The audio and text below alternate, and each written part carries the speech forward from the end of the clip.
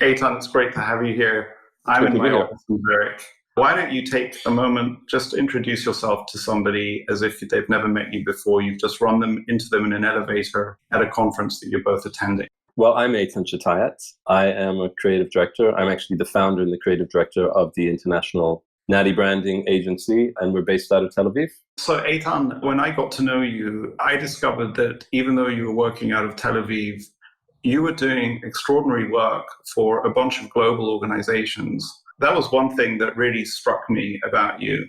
Another thing that really struck me about you is that you're one of the very few people that I know who's lived in three different zones in the world. Maybe you can just start by telling us about where you've lived, because I think that's extraordinary, before we go into some of the work that you've done. Sure. Well, I was born in Israel, and when I was still a baby, we moved to Hong Kong. And I grew up in Hong Kong. I was there for 12 years. My dad was a managing director of a pretty big company there. And then we moved to London, and I lived in London for 7 years. And then I decided to go back to Israel, and I lived there for around 7 years. Then I went to Boston, and I did a second degree there. Actually, the first degree was in Tel Aviv University. The second degree was at Emerson College in Boston. And I was there for around 6 years because I also got a gig as a copywriter at Arnold Worldwide, which is, I was working on the Volkswagen account. And then I moved over to New York, where I was creative director at BBDO and Ogilvy and Mather, associate creative director on clients like Target and AT&T, DHL. So I was in the States for around 12, maybe 13 years. And then I came back to Tel Aviv around 11 years ago. And I was the executive creative director of TBWA Digital here in Tel Aviv for a year before I decided to go out and start my own thing, which I did. I want to get back to asking you, I just think it's wonderful. I don't think many people have had that diverse an experience of the world and with quite deep roots in each one of those regions. When I met you, I remember you had been doing work for Google in Africa. Yeah. How does an agency in Israel get to do work for a global organization like Google in yet another region? How does that work? My career is quite international, and I worked at New York agencies and Boston agencies. So I got a lot of experience with big brands, and I was very blessed to work with some incredibly talented people. That was my school. When I got to Israel and I completed that stint as the executive creative director of that big agency, I had a year. I was kind of figuring out what I wanted to do. And a lot of that time I was working remotely. In that time, the Google Creative Lab, which is, I think, probably one of the top creative shops in the world, asked me to come over, and I freelanced with them in New York City for 3 months. And while I was there, I started working on a lot of Google creative initiatives. From that point on, Google Creative Lab in the UK asked me to work with them, also Israel and Google Africa. When I worked on the Google Africa project, it was actually pretty interesting. It was to launch Gmail in Africa. And it was because of my experience with Google, and I guess I had a decent reputation. And then the next project we had with them was the London Olympics, which was streamed live on YouTube in Africa and Southeast Asia. So we did a big branding awareness advertising campaign for them too. And we're not a big agency. You know me, we're not a big agency. We're very nimble, we're small. I work with a dedicated team who I'm very fortunate to work with. And we're all based internationally as well. And that's how I built Natie. It's not an agency with a shit ton of people in one place. We are in Europe, we're in the States, we're here in a couple of other places. So we work remotely, and that's how we did that project. And they knew that as well. And they knew me because I worked at Google on a number of pretty successful campaigns too. I was just lucky. I'd like to believe, and I don't know if you find that this is true or not, that some of us in a certain way were prepared better for the lockdown from COVID, because in a certain way we'd already not isolated ourselves, but accepted the advantages and disadvantages of not being in a global center. So I feel I moved from New York like you to Zurich, and I consciously decided not to be in the number 1, 2, or 3 global centers of finance, and that I would make my life with that in mind, such that when the lockdown happened, or lockdown or no lockdown, I'm kind of remote from the events of the world. And it feels to me that you are actually in the same position, in that Tel Aviv is not New York or London or Hong Kong. I think we're very much ahead of the curve in that sense. You saw a lot of agencies scrambling, and we didn't. I don't want to say business as usual because it's a term that has been abused already, and it's business as usual. It certainly wasn't business as usual. But in the context of being able to work remotely with clients, work remotely with our team, not having to change our narrative, because when we go into a client, they say, okay, well, where's your team? Who's your team? I'm very honest about it. And it's funny, like up until around 4 years ago, people would raise their eyebrows at me and be like, suspicious. You don't have your team sitting with you in your office. But it's become a little bit more normal in the last few years. But especially now, it's becoming the standard. But everything that we do is remote. And I think it takes a certain way of working to be able to work remotely successfully, especially in what we do. It's not the standard to deliver a branding exercise for a client completely remotely, but for us, it is. So yeah, I mean, COVID definitely, I think that we still are ahead of the curve in that way.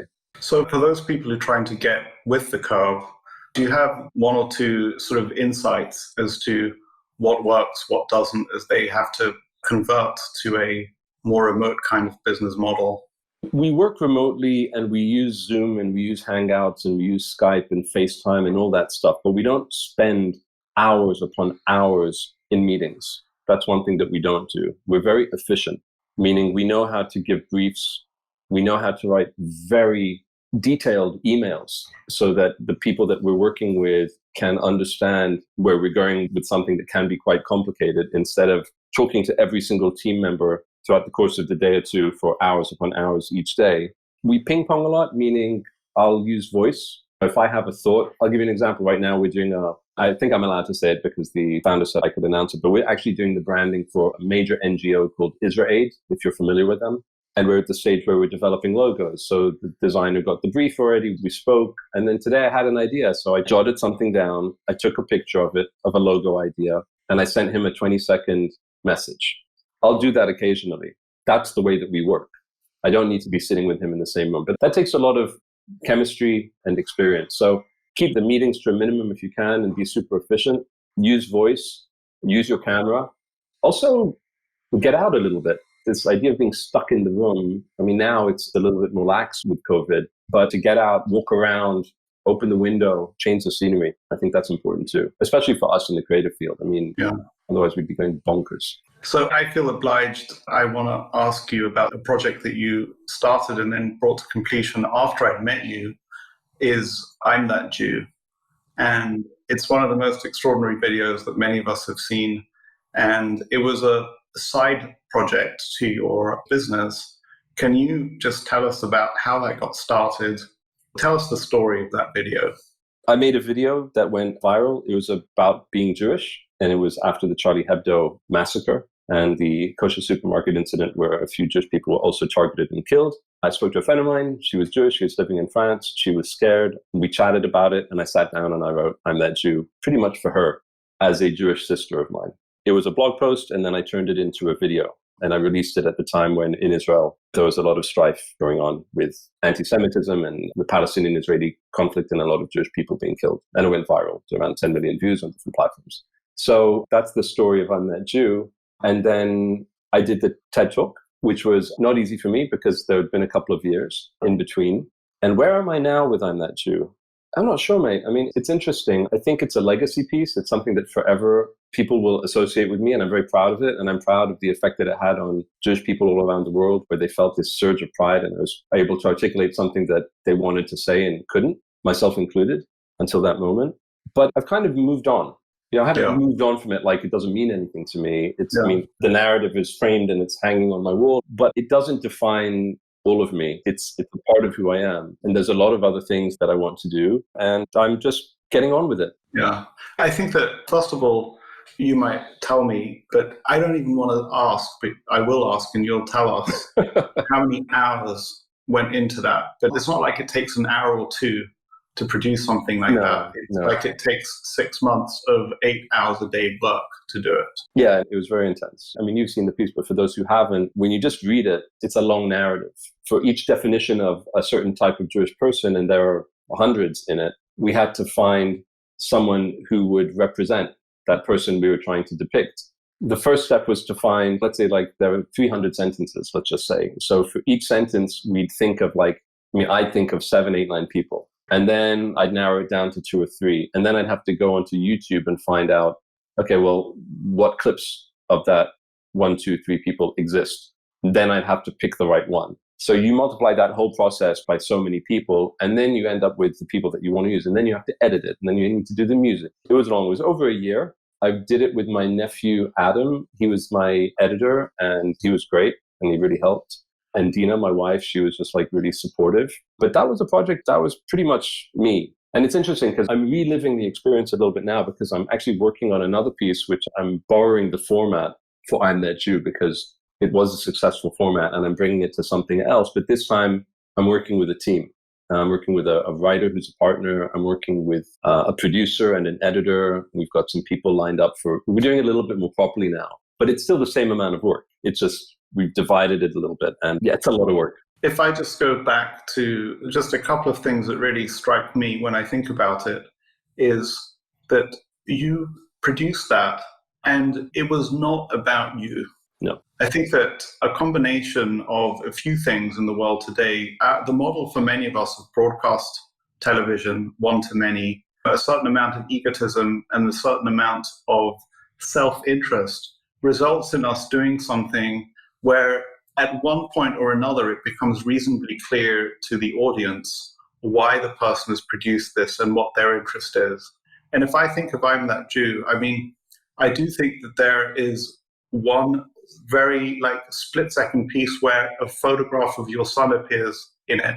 But otherwise, that is the only personal stamp that you have on it. And it went out anonymously in a certain way. It hit 5 million views or more, and still nobody knew what was behind it. So you really did it as a kind of a gift to the world, if you like. It was that your ego was not in it at all. Two things. One is, there's a split second of my son from the back running, and then there's actually my two grandmothers are in it too, who have passed away. I wanted to put them in there too. And actually, I'm even in there. There's a split second when I'm in there because of this article that I once wrote, Shalom, Mother. I don't know if we need to swear here, but Motherfucker. Yeah. So that's in there too. But I mean, it was something that I wanted to share with the world about myself and my feelings, knowing that I know that a lot of people feel something similar. And I didn't know how similar people would feel. I mean, it really exploded. But the big question about the anonymous thing was how do I release this? And I released it on Facebook. And I put it on Facebook because I knew that on Facebook, my name would be there. People would basically who made it. And in fact, the text that I wrote with it was, my name is Eitan Chitayat and I'm that Jew, because I wanted to make a statement that I'm not afraid to say that. I'm not afraid to say I'm Jewish. I want to say that I'm Jewish, and I want the people who are Jewish to be proud and to feel internal pride and external pride. And that's something, as a Jewish man, we are proud of our heritage, whether we're secular or religious, but I think many times we don't wear it on our sleeve. Like you look at the Black Lives Matter movement or LGBTQ movement, I mean, loud and proud, flags, demonstrations, there's discrimination for sure, but we're not very well geared towards that. And this was an opportunity to do that. And so some ego went into that too. Like, did I want to be the man that says that? I didn't want this kind of like celebrity, creative guru stuff happening, but I did want to be able to say it for myself and to maybe be an example. I didn't expect the reaction that I got, which was this explosion of just like love and some hate, but mostly love. Yeah. But there's always ego, Guy. I mean, there's always creative ego. I mean, there always is. The question I'm about to ask you is, what the hell is going on in the broadest sense? But before we get there, I think that it's extraordinarily clear to me, but increasingly people are waking up to this idea that you can no longer push your agenda on the world. What you have to do is give to the world from your deepest self, and then the world will find you. And I think there are some examples that I've seen over the last few years where the way that the internet speed things up, if you have a genuine gift to give to the world, it's never been a better time, because the world will find you so much faster and easier, basically. And so much of what you had to do to self-promote has gone away. And I just want to know, for the people who are thinking of engaging in some project where they give to the world, was there any kind of business benefit from it? It's not why you did it. But at the end of the day, I would like to imagine that that video got you in front of so many people with the power to then direct work in your or Natie's way. Was there a benefit? Yeah, I mean, there was. In terms of a creative, I was recognized in my industry and my peers. But it's not every day you create a viral video, especially not about identity, especially as a Jewish person where those type of things aren't typically. Yes, I got a lot more credibility. I mean, I had credibility before, but a lot more credibility. Yeah. It put me on the map in lots of people's eyes who didn't know me. I've been speaking a lot about, in terms of being able to talk about it. Like one example is the TED Talk that I did with you guys. I mean, that's the experience of how to put something together like that. What drove me is something that people can learn from. So there's been a lot of mentoring. There's been a lot of talks that have come out of that. And certainly in terms of business, well, I wouldn't say that this is the reason that we got it, because I know that the agency was interviewing a lot of people, but the Jewish Agency for Israel, the biggest Jewish organization in the world, which was headed by Natan Sharansky, who's a personal hero of mine when I was doing the work with them for 2 years, when we were approached to do their complete A to Z global branding. And I think that that showed the organization, well, this person understands this Jewish angle. So it wasn't the reason, but it didn't hurt. So yeah, it has served me. It's also put me in a bit of a box, which I think I'm quite free to break out of now, because I think you do have a lot of Jewish advocates out there, and God bless them for what they're doing, but a lot of them make a career out of Jewish advocacy, and that's what they want. And this was never my intention. I am an advocate for being who you are, no matter who you are. And so people kind of, I think, put me in a box. He's that Jew that everything about him is being Jewish, and that's really not me. So it also presented that dilemma for me, also creatively. When Lord Sachs contacts you and he wants to do a piece with you, I'm like, great, but is that what I want to be defined as? And it's not. Just to reassure you, and I don't think it's because I know you personally, it comes across to me in spades that you're a human first, and you're just a Jewish version of human, because it's that human in you that connects to the many conversations I've had with you. You don't just care about injustices towards Jews, you care about all injustices. If when you see an injustice anywhere in the world, and that even comes across in the video, actually, for what it's worth. So before I get to the big question, yet another question for you. The work that you do on branding for your clients is, I think, different people have different understandings of what branding is, and it can go from the shallow to the most profound. And the shallow is, here's a nice, cute logo that kind of has some word association with the name that you've chosen. But my experience of observing you is that when you take on a client, you kind of go into a deep, dark space for a long while, where you go to the opposite extreme, which is, who is this person or organization? What do they really mean? What is their message from the world? And in a certain way, what you do in branding is you help a person to define themselves, or help an organization to define who they really are. But maybe you can explain what that involves and how that comes out in visual and other kinds of communication. Where does it start and where does it end, I guess? Well, sure. I think at the end of the day, what is a brand? Branding is in the world of not just identity and definition, but it also the expression and the articulation of that. So it's great that companies know who they are and what they do, and they're amazing at it. But it's not great when they can't get that across. What we do is we try and help people, organizations, people, services, products. We help figure out what it is that they stand for, what it is that they're offering to the world, how it is that they're different, how they're changing the paradigm, how they're going to change the world, what values do they have, all of that stuff. And then to figure out, okay, well, what is it that you need to say to the world? What is it that's different about you? What is it that's true about you? And what is it that you need to say? And to distill that to something very focused. And that's one of the brand process, which is called brand strategy. And there's nothing really creative about it.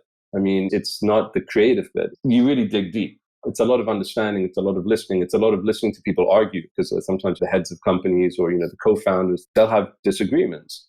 And the purpose is to align it and get it to a place where, well, this is what we need to say. This is what we need to say about us. And then the next stage is, okay, well, now that we've got all of that, it's a big jumbled mess, but we have the focus on what it is that we need to say. Well, how on earth do we say it? And that's when you start to fuse practical and rational with emotional and inspirational. Because at the end of the day, as I said before, companies are made up of human beings and consumers are human beings. So the best brands in the world appeal to people's hearts as well as their minds, not just their minds and not just their hearts. So the creative part is actually being able to tell a narrative, and a narrative which is a story. And a story is literally a one-pager. I mean, that's the way we approach it, a page and a half. That narrative that you deliver should inform all of the communications of the company, whether it's an investor deck, whether it's a website copy, whether it's a script for a film or social media. The tone, the voice, what it is you need to say and how you support that. And then, of course, there's naming and developing a logo and developing a visual identity based on that logo, and then the hundreds of different deliverables that you can do. So it really is a process which is twofold. It's a lot of strategic thinking, and I don't do this on my own. I mean, I have an outstanding team, and I'm just really lucky that they work with me. But it's strategists, it's a designer, it's a information architect for websites, an investor. We do lots of investor decks now, so I don't do them alone. I have a brand strategist and an investment strategist and myself and a designer. It's a team. But it's about communicating what it is that this company is needing to communicate, and to do it in a way that's different, in a way that's true to them. I mean, those are the three ingredients that we try and abide by. That's the simple. Yeah. And the approach is pretty simple. I mean, it gets complex with everything that we're talking about, but that's the process. Just for your interest, Eitan, you've met, I believe, CC Wong, who designed the cover of my book. Yes. And I think that some of the greatest value in the world is created in places where it's very hard to define it. And I just want to share a story with you and for the listener. So I was starting to put these audio recordings up on SoundCloud. And I went to CC and I said, CC, look, SoundCloud gives you these two spots to drop an image. Could you figure something out and drop something? And so CC goes and takes a look, and she knows me. So my book was published 6 or 7 years ago. She knows who I am. She designs our annual report every year. She's great, by the way. Yeah. She designed a cover for the SoundCloud page. And when I looked at that, I said, wow, I now understand who I am better. And I'd been struggling with so I have to separate Guy the person from the business, because I cannot be seen to be promoting my business. So I've struggled with Guy the person who wrote the book, Guy the person who's interested in all sorts of other things, Guy the person who organizes this Value X conference, the person who did the TEDx event. And she put together a cover, which I can show you when we're done with this call. And I suddenly went, wow, I know what I'm supposed to be doing here. So I would just tell you that, and I think that you do this regularly with your clients. I've seen where that you spend the time with them, and then, as in my case with CC, I wake up and go, oh, I now understand what I'm supposed to be doing. And actually, there's an interesting melding of that sort of creative identity question with a visual identity, which then reflects back to the organization or the individual that says, I now know who I am. Yeah, I mean, what's amazing, and the bit that I always enjoy, I think the most, is when you're doing the brand strategy, you've been working 4, 5, 6 weeks. So in the case of a big corporation, it can be months, but typically for small to medium-sized businesses, it's a month and a half. You work on the brand strategy, you talk to people, and you talk to the owner, you talk to the senior team, and great, and you get a strategic deck. Now, there's nothing moving about the deck. It's what it is that we need to say. But then when people listen to the story, just recently, around 3 weeks ago, we're doing a brand strategy in the story of a very well-known clothing line here, and a clothing line here that is based on real values, real principles. Can you name it? Sure. They're called Comme il faut, and we're delivering this story. And the owner just got goosebumps. She was just like, she wasn't even able to speak after we told the story so much, because it was very moving. Because imagine you build a business and you have your narrative, but it turns into something that's very kind of like, maybe the story is expected. It's more of a statement of who you are, but not who you are and why you are. And I think that ability to be able to work with clients who, there's someone that I won't tell you who he is, but he's an incredible talent when it comes to digital marketing. And he has a very successful agency, international agency. So we did their rebrand. And he wept when we read him his story, because when you have a company and it's yours, and you put your heart and soul into it in terms of not just what you do, but how you do it. Who are the people that you choose? What are their values? Where do you excel? What do you push for? What have you dealt with when people have had problems? And what have they said about you? And you are able to articulate that into a narrative. It can be incredibly emotional. And I think that's what I like most about my job, is helping companies to much like CC did with you, to express and articulate what it is for you, which is your truth. Yeah. And to me, that's a beautiful thing. And I think that's also why personally, I don't think that we're like a lot of branding agencies out there. Like, I live and die by that sword. We will challenge our clients to push for their authenticity and not to cop out, which is not easy always. Yeah, so it's great that she was able to capture that for you. Yeah, I would just, a message for anybody who's more from a corporate type mindset listening to this is that I don't think that CC could have done that if it wasn't for the fact that we've had a relationship that's been developed over 7 years. And that inspiration in CC didn't come because we pay her bills on time.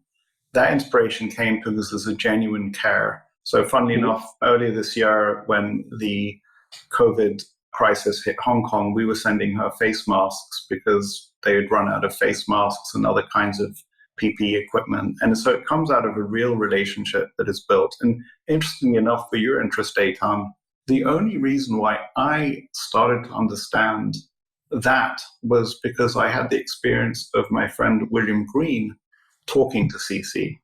And the thing that I experience all the time amongst the people who give the business to designers is that they want to treat it like a transaction in a supermarket.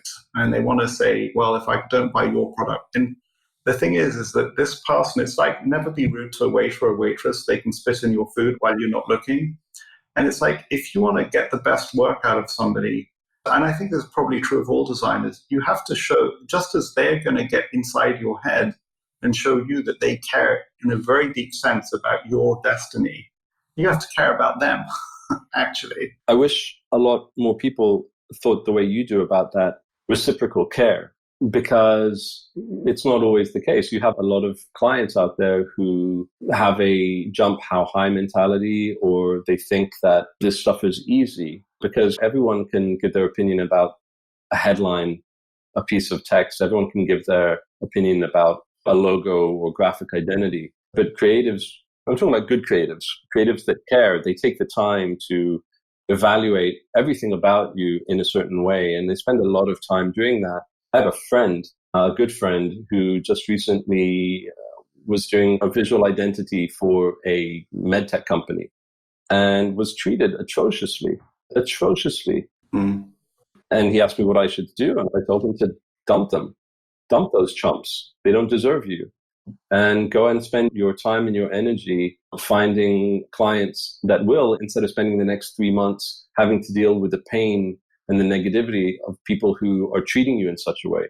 When I say treating you in such a way, it's like endless revisions, trial by committee, having another branding agency come in and do a parallel work instead of sharing their just really not cool stuff. So I think you do have to respect the people that do this work, especially when you see that they care, when they're working hard. It's not easy. I would just tell you, to just close out this thought, or this sort of area of discussion, is that learning how to speak to somebody who's doing creative work for you is a sort of apprenticeship in itself. And what I saw was, it was amazing to me. So we were getting the book cover designed, and William and I hated the book covers that the publisher was sending. And he said, look, let me try with this designer who's a friend of mine. And then I listened in on the conversation between William and the designer. And that was an apprenticeship for me to learn how to do it. And then I kind of realized the places I should and shouldn't go with the designer. So the kind of thing that somebody will do, just to give a simple, is like, oh no, it's too red, or it's too this. Could you change this? Could you change that?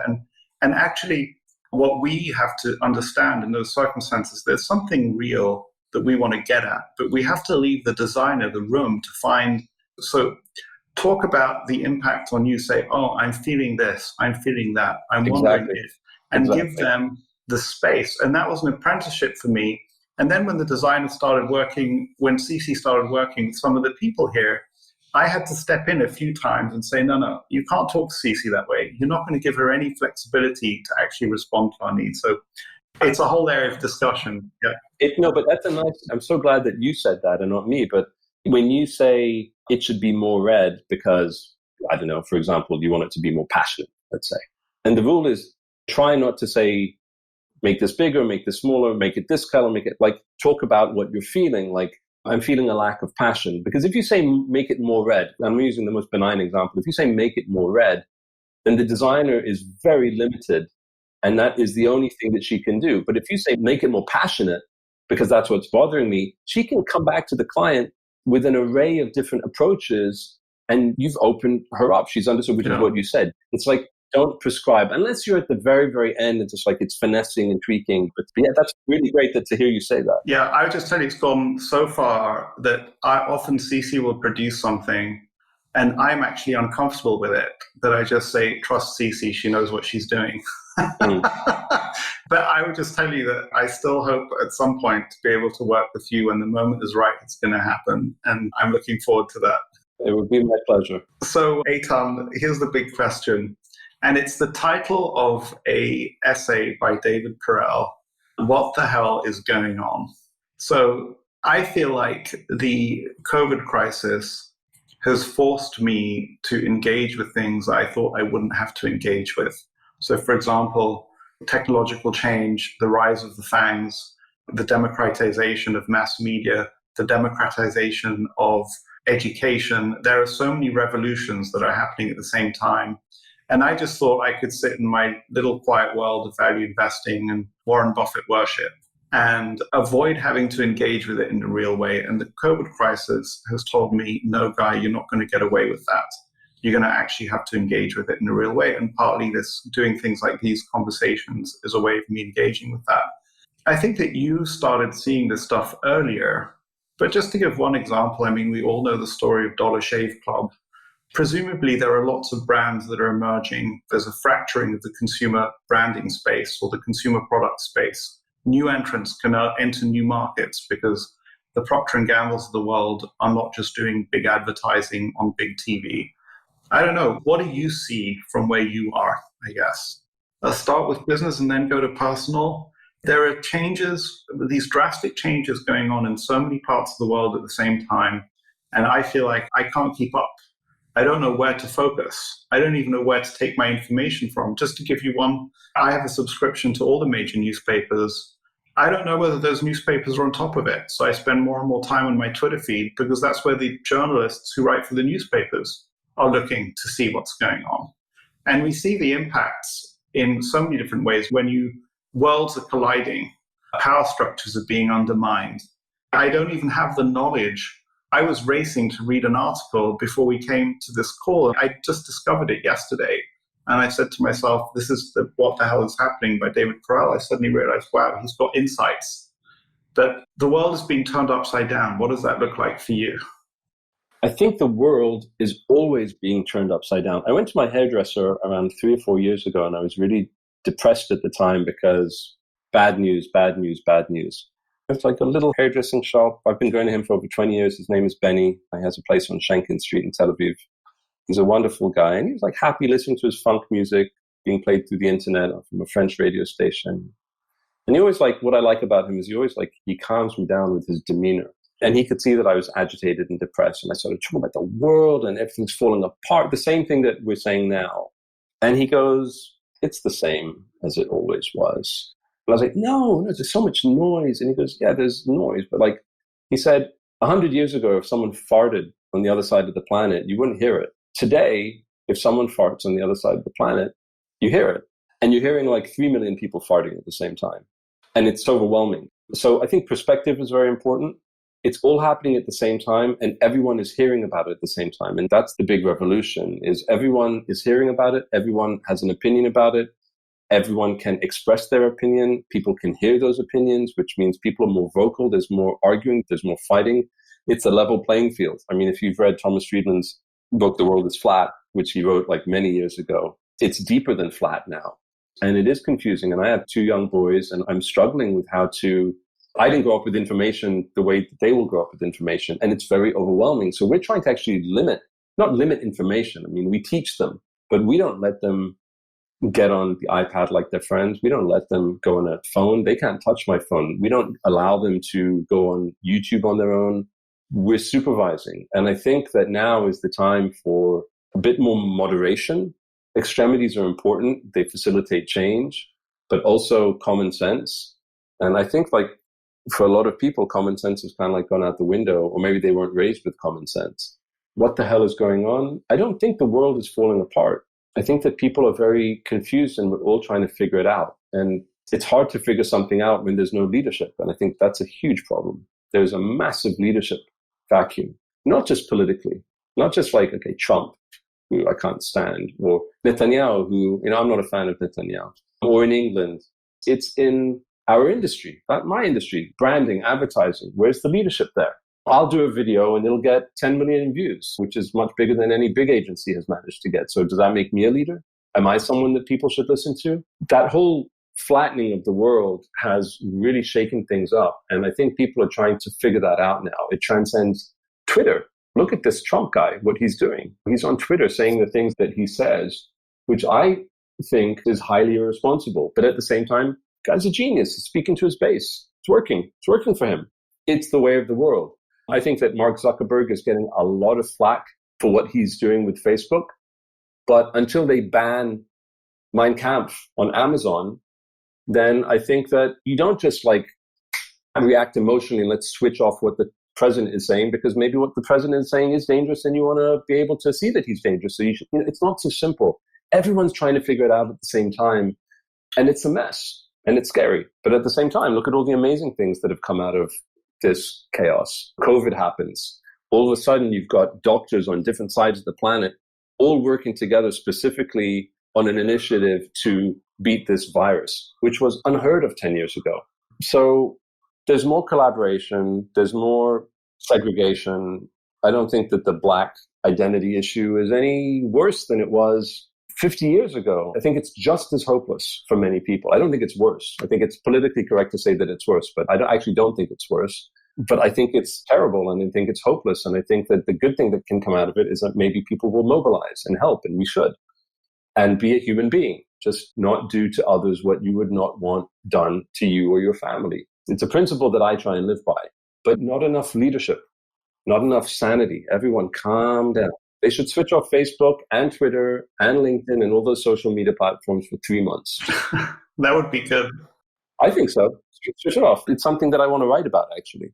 Eitan, one insight that I just got over the last few days, which really, it will change my consumption of social media. So Rolf de Belli, who's an author here in Zurich, talked about news is not good for you, switch off the news. And he switches off for himself social media. And yes, Donald Trump is on Twitter, but so are some of the most amazing minds on the planet. And just one that comes to mind that I have not listened to enough of his things, a guy called Ravel Navikant, who's a very successful investor, the founder of AngelList, and also is a great meditator and has really thought long and hard about what true wealth is. But imagine we're hunter-gatherers where the only food available to us is the odd animal that we can manage to kill and nuts and berries and things. And suddenly we find ourselves in a supermarket. And it so happens that we find ourselves in the sweets section. And suddenly we can just gorge ourselves on sweets all day long. And the fact of the matter is there's a fruit and veg section, there's a nut section, there's health food section, there's so many different sections of the supermarket, but we have to exercise the choice and the discipline to go and inhabit those areas. I realized, I was given the insight by listening to this various pieces by David Perel, that that's the internet, that's social media. So my approach to Twitter now is very, very different to what it was even just a few weeks ago. I aggressively block and unfollow anybody who has any unwholesome content, in the same way that if somebody shoves a Mars bar in my face, I'm not going to have it. And I'm consciously seeking out people who can edify my life. And that is a huge change, but that's what I'm doing. And the vast majority of the world's population is doing the television equivalent of watching that Jerry Springer show. Yeah. Well, that's what I wanted to say, is that, like, good for you and good for us that someone's doing it. But yeah, that is so not the trend. And it's kind of scary what people are growing up with and accepting. And you're in the minority. And so am I. Yeah, we will be in the minority. Another point is that in an abundance of choice, the best get better, but the median gets worse. So if you put the elite athlete will carefully select their diet to make themselves a super functional machine. but the average human will become morbidly obese in that environment. And we as individuals can exercise personal leadership to be like the elite athlete. But it's an unfortunate truth that the vast majority, so 10% of Twitter is extraordinary, 90% is just awful. Yeah, it's really sad. For those people who are in a position of intellect, of high moral stature, I think it's the people who I think are the problem, those people who are destructive in nature and negative in nature and not caring enough in nature don't even know it. Yeah. They don't even know it. And I've seen, even on like when I did the video, I garnered a following of around 10,000 people on my public page. Jewish people, mostly. And some of the stuff that comes out of some of these people's mouths about when it comes to politics in America, right-wing versus left-wing, the Israeli-Palestinian conflict, I mean, it's shocking to me sometimes. Yeah. But you can say it. You can say these things and people will respond to them and people will clap to them. And it's very hard to stay focused on the positive right now. I mean, just look at what's going on in the States. Look at what's going on in Europe with the resurgence of fascism. And there's dictatorships in the world. Is it any different? Is it anything but human nature? I don't know. But we've all got to fight the good fight. And it goes back to something that I wanted to say, which is about making stuff. I think it's so important. And God bless you, because you're always making, you're always putting yourself out there. There are those people that talk a lot and those people that do. I want people to stop talking, do something, make something. Don't just say something. Yeah. And I think that's really important in today's world. And that's certainly what we try and teach our kids. It's not enough to just stand by on the side. You got to jump in. You got to help. You have an idea. Don't just think about it. Put it down. Yeah. And by doing, and hopefully good people doing, the world will become a better place because God knows we need it. Yeah, and I would tell you that I'm learning that I can't just be a consumer of information.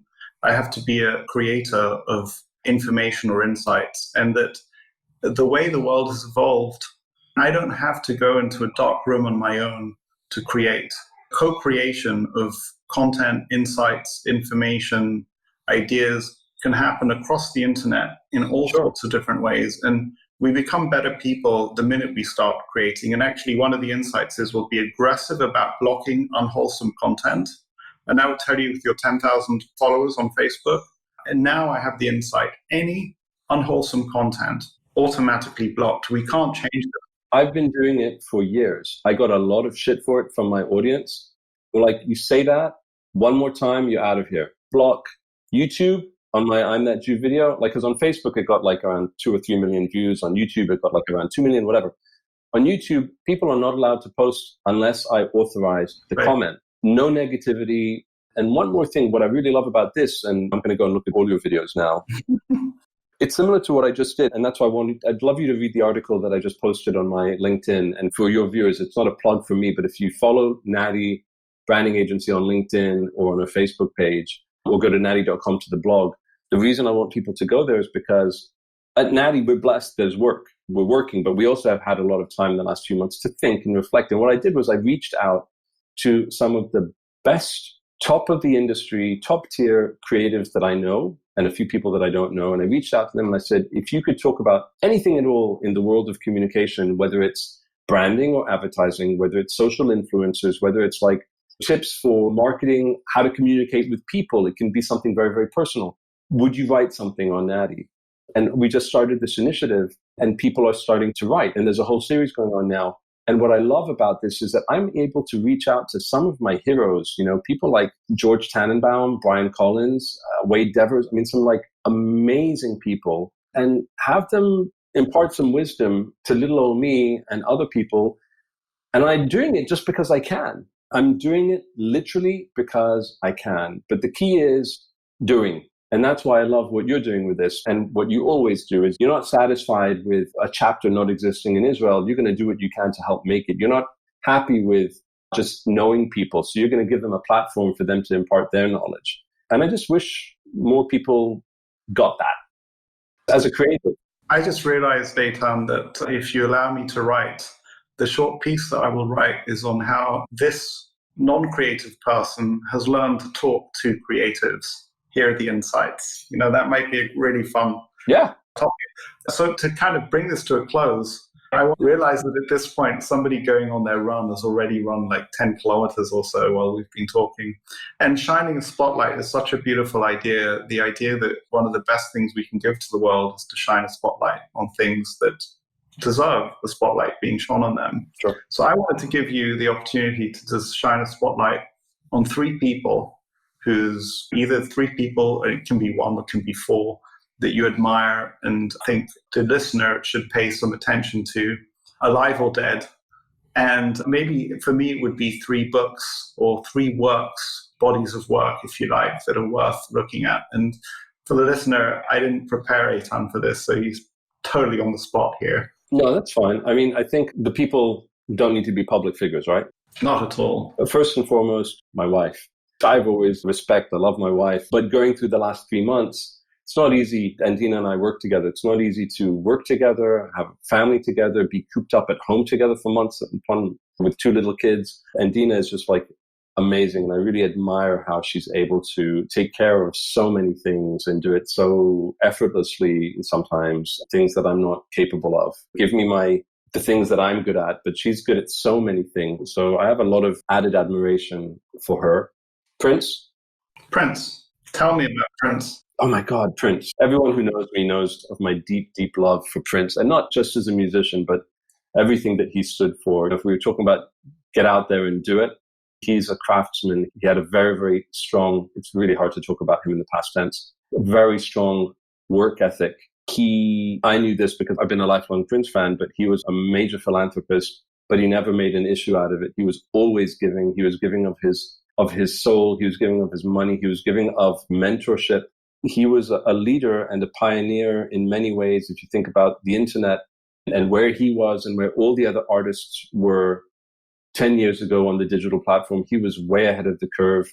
If you think about ownership of music rights and everyone knows about the fact that Prince changed his name and he wrote slave on his cheek. Why did he do that? And for those who don't know Prince, read up on why he did that. And a lot of that has to do with self-respect, which is what I try and teach my kids, which is you've got to love yourself first. You've got to respect yourself first. With all the flaws and all the things you don't like about yourself, you still got to look in the mirror and you've got to say, I love you. And a lot of that came from Prince in terms of his body, in terms of the way that he danced. You know, he was 5'2", he's a really small guy, but from his confidence, you'd never feel that. So I have a lot of respect and admiration and always will for that man. And I bought his autobiography because he was 50 pages into his autobiography. He was writing it when he died. And I bought it months ago. It's sitting on my bedside table, still wrapped in plastic. I cannot bring myself to read it yet. So there's that. There's Prince.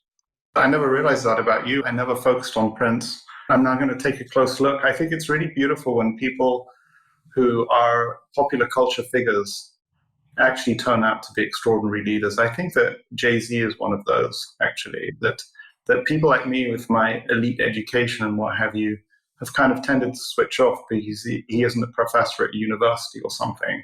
And actually, there's an awful lot for all of us to learn from people like that. And I never knew that about Prince. I'm looking forward to learning more. He was a good man. There's someone that I'm working on a new big piece. I'm hoping that it will be a big piece. It's a guy called Dana Satterwhite. He is a friend of mine. I've known him for over 20 years now. Copywriter. He is a mentor. He is a friend. He is inspiration to me in so many ways. And he's a partner of mine on this project. He taught me a lot about everything I know about how to approach creativity. He's infinitely more creative than me or so many people that I know. And he's also the humblest man that you will meet. And I think that humility is something that I think I could learn a lot more about humility. But I always think, what would Dana do? What would Dana say? How would he approach this as a human being and as a creative? And you said one more person. You're going to cut all of this silence out, so that's okay. Actually, Eitan, for the first time, when there's silence, there's this desire to jump in, and go. And then I said to myself, wait a second, guy, don't jump in. Just let the silence be. Now that you've said what you said, it's worth it to keep it in because that's a good point. There should be more silence in the world, more time to think, more time to allow people to think. So I think space. Yeah. That was one of the things I said. There's so much noise. This Twitter generation, it's like, you got to do it fast. You got to do it short. And no, take your time, mull over it. I used to just knee-jerk react to things on Twitter.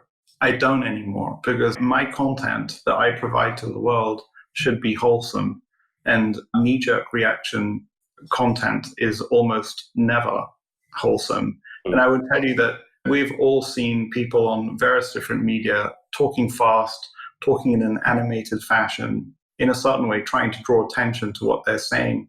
But then you have people like Sam Harris, or you have Naval Ravikant, who talk quietly. They're not trying to draw attention. And there is room for that, actually, which is extraordinary. I've got to give you one more person. Yeah, go ahead. I would say my sister. My sister and I are not, we used to be very close, we're not anymore. Just sibling stuff, I guess. We don't see eye to eye on a lot of things, and little oil, a little water. But she's a wonderful human being, and she's got her values in the right place.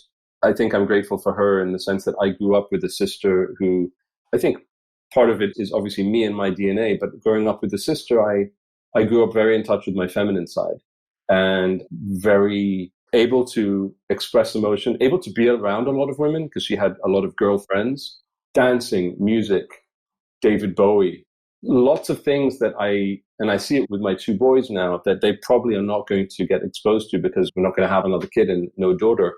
So they're not going to be exposed to the type of things that she exposed me to that really, I think, shaped me as a man who is in touch with and has an affinity for the values that come along with being connected to women. Prince is one thing. That was me. That was not my sister. But like something that I liked about him was he was very in touch with his feminine side. And I think I got a lot of that from my sister and being exposed to her and her circle.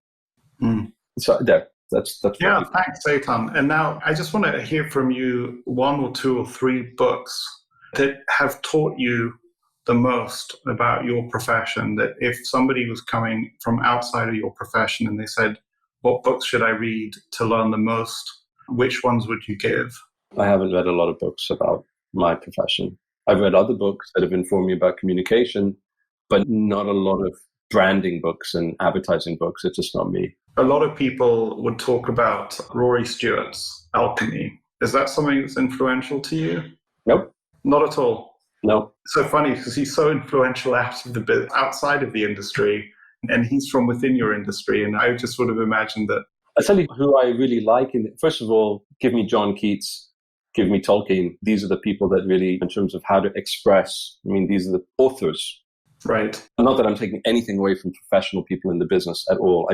I find it hard to sit through books. And maybe Marty Neumer, he's written a couple of books on branding that are great.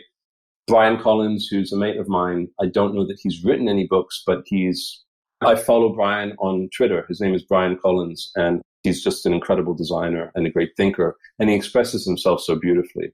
Your answer is, if you want to learn about communication, go read, you gave me two authors, Keats, who's a poet, and Tolkien, who's a storyteller, basically.